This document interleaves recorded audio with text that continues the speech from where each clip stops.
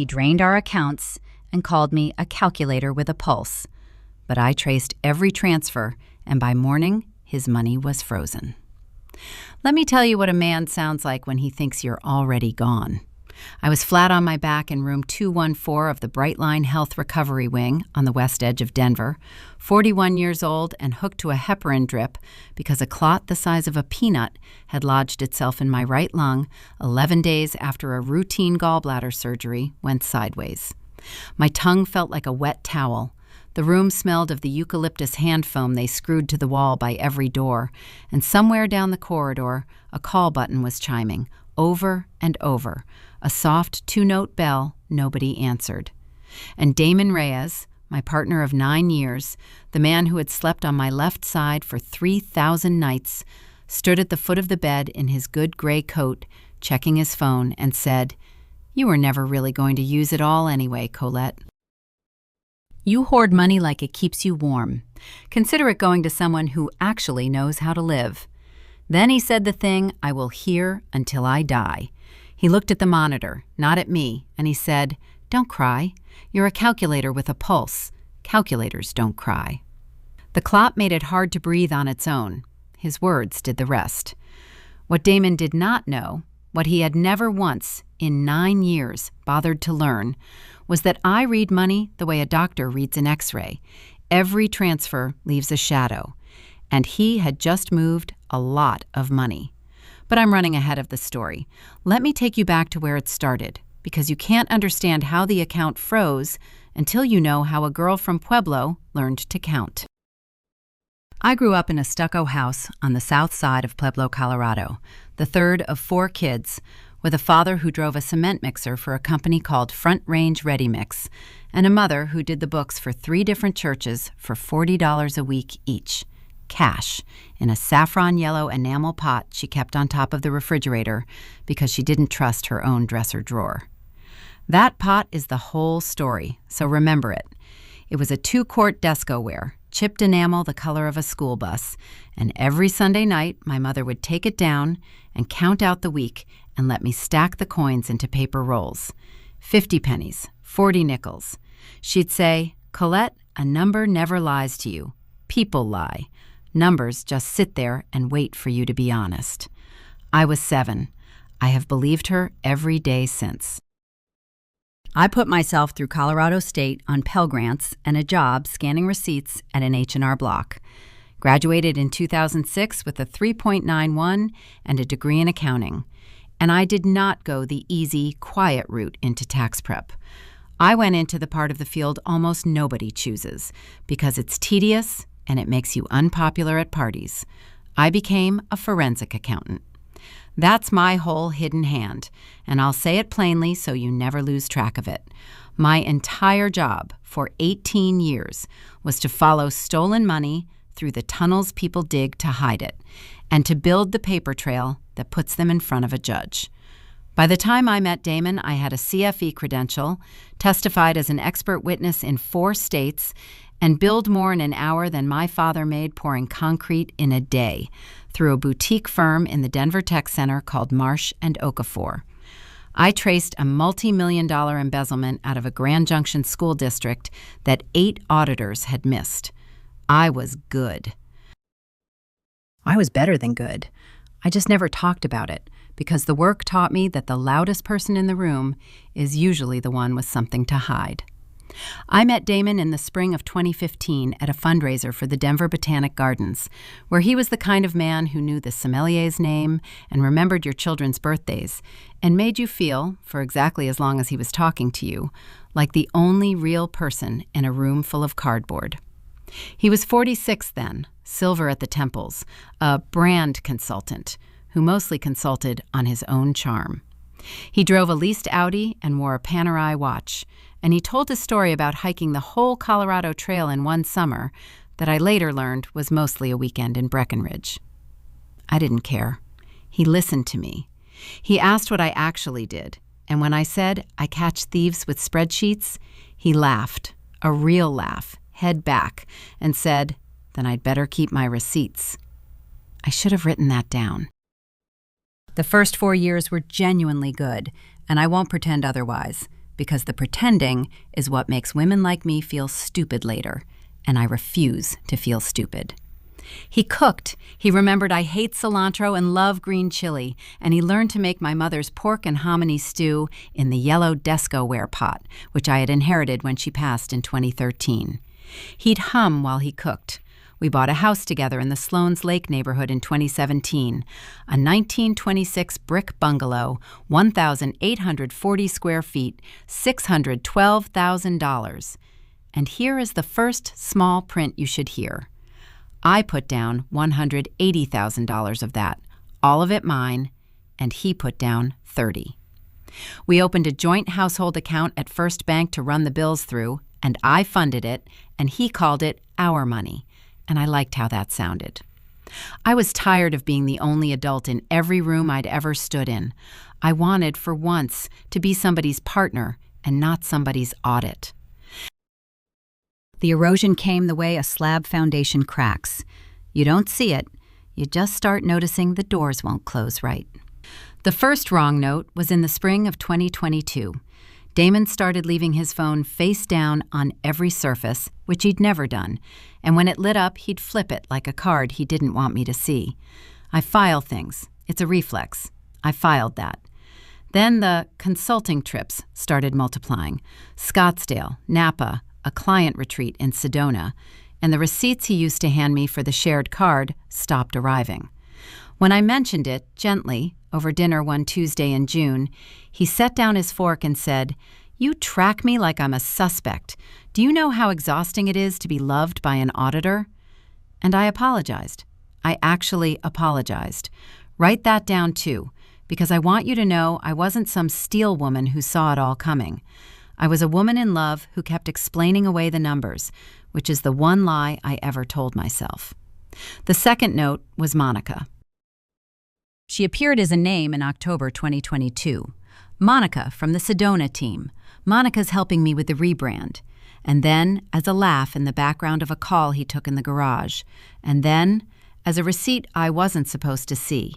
A charge for $1,240 at a jewelry store on Larimer Square, run through our joint First Bank card on a February afternoon when I was in Cheyenne testifying in a Ponzi case. I never got a bracelet. I checked. I'm thorough.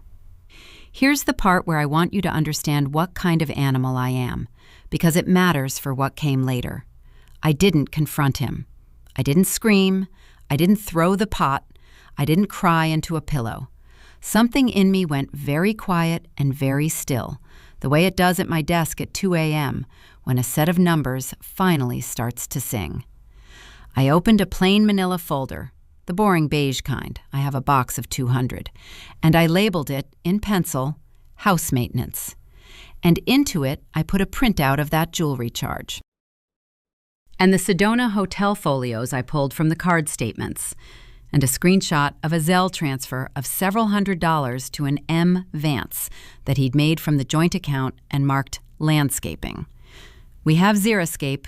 We don't have landscaping.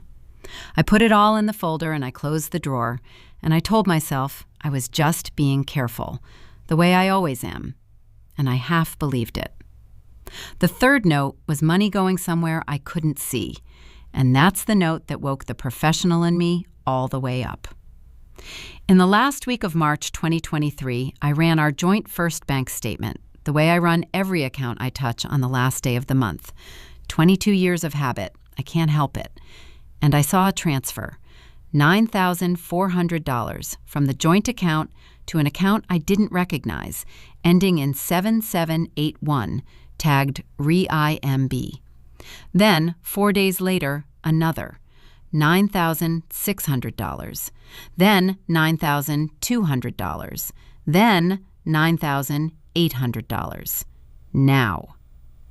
To a normal person, 4 transfers under $10,000 mean nothing.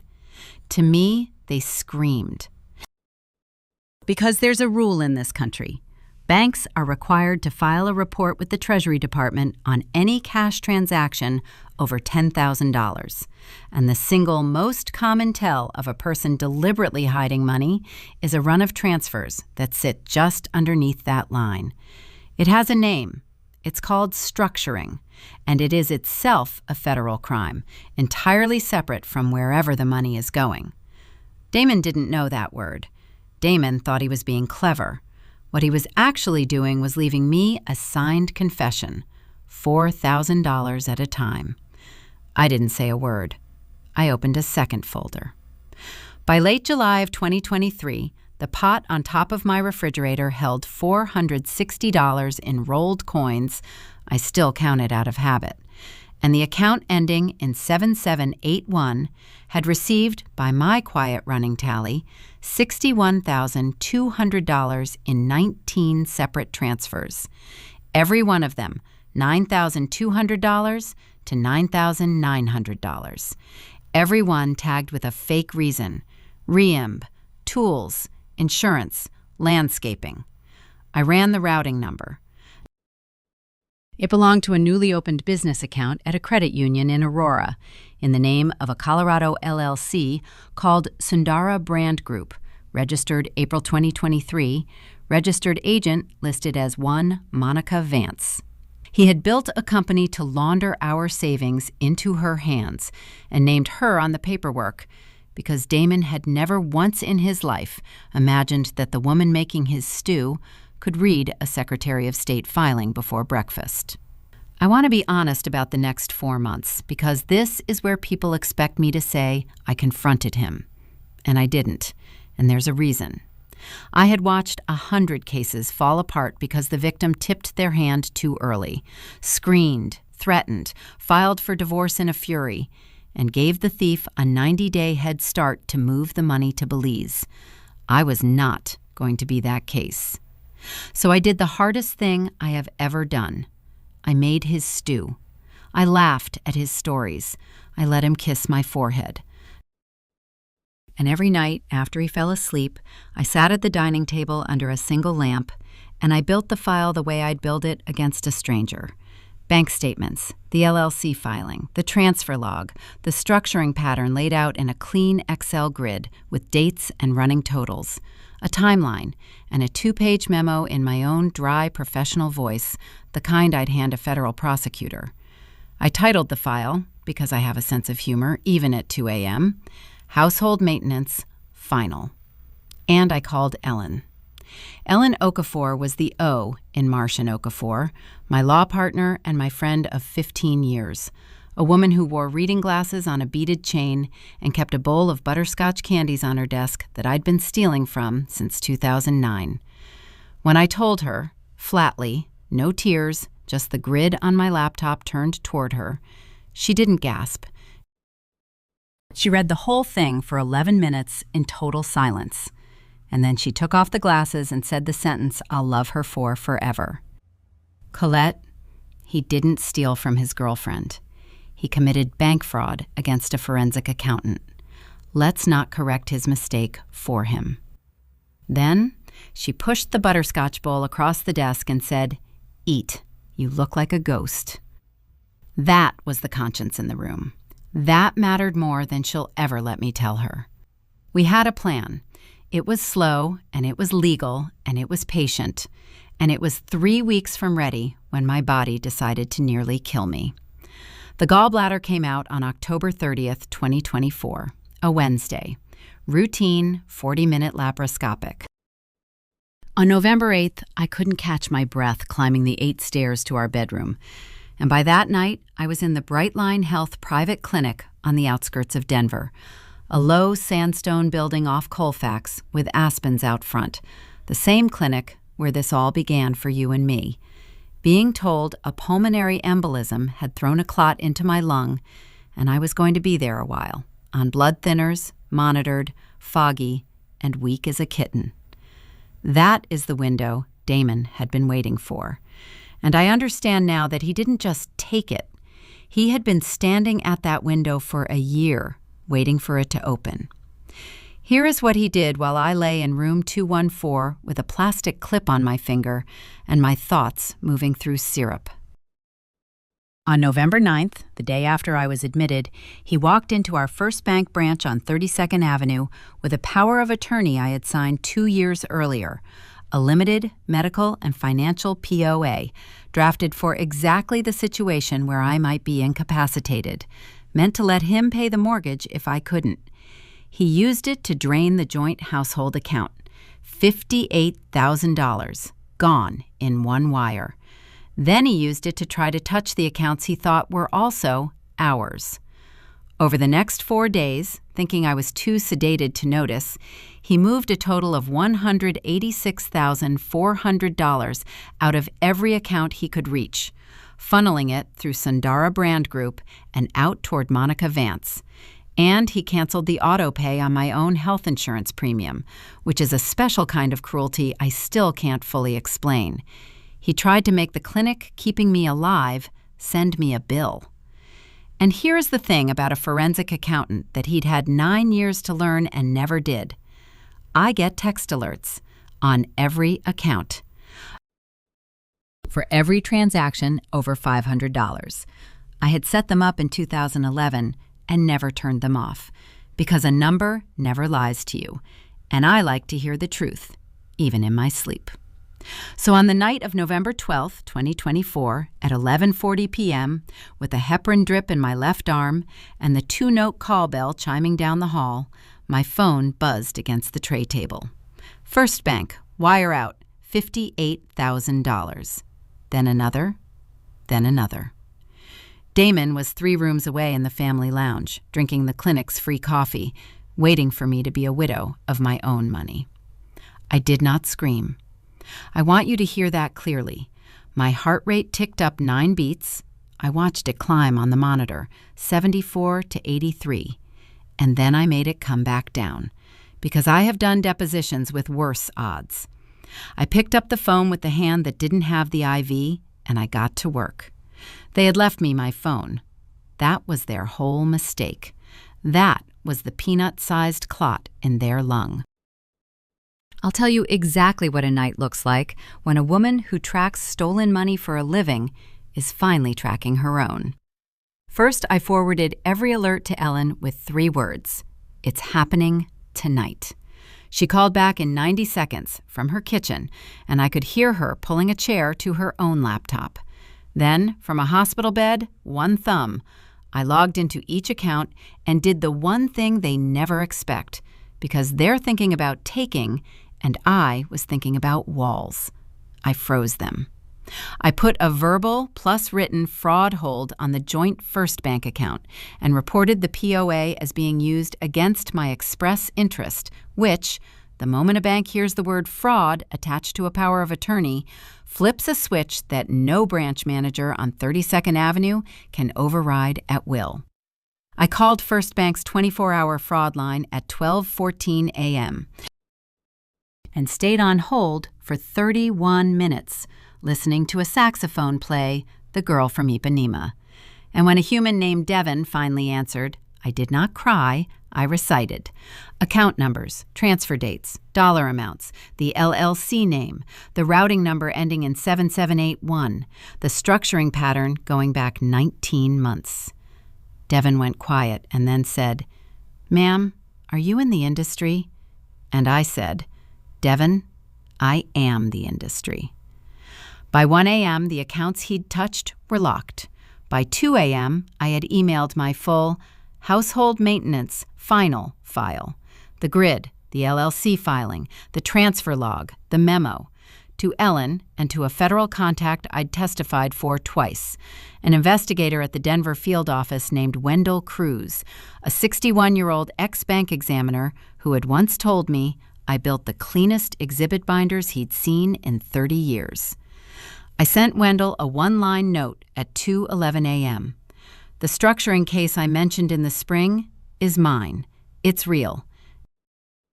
He hit me tonight while I was hospitalized. Files attached.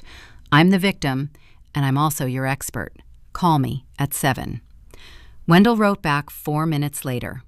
A man that age, awake, because he'd raised 3 daughters and knew what this was. And all it said was, "Freeze what you can tonight.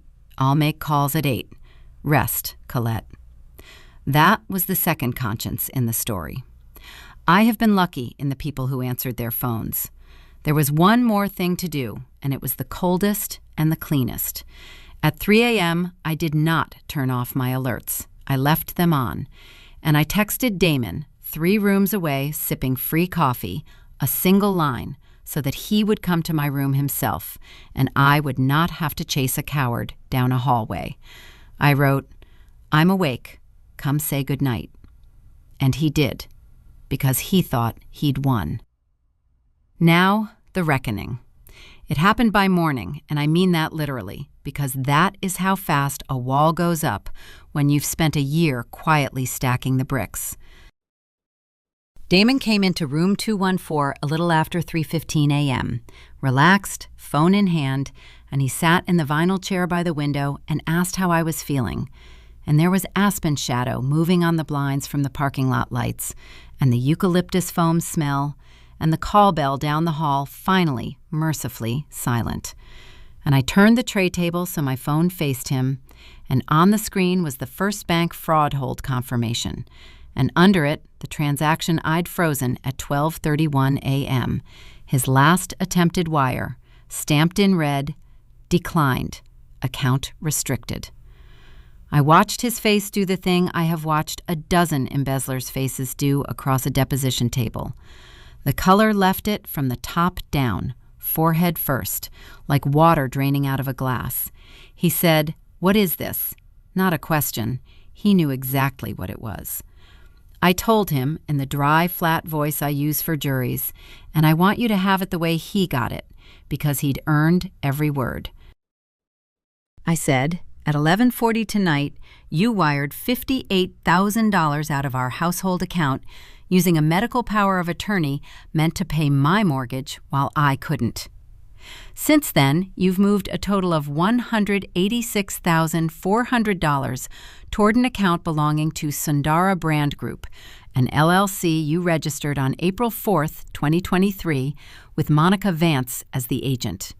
You've been feeding that account since February of 2023 in transfers between $9,200 and $9,900, 19 of them before tonight.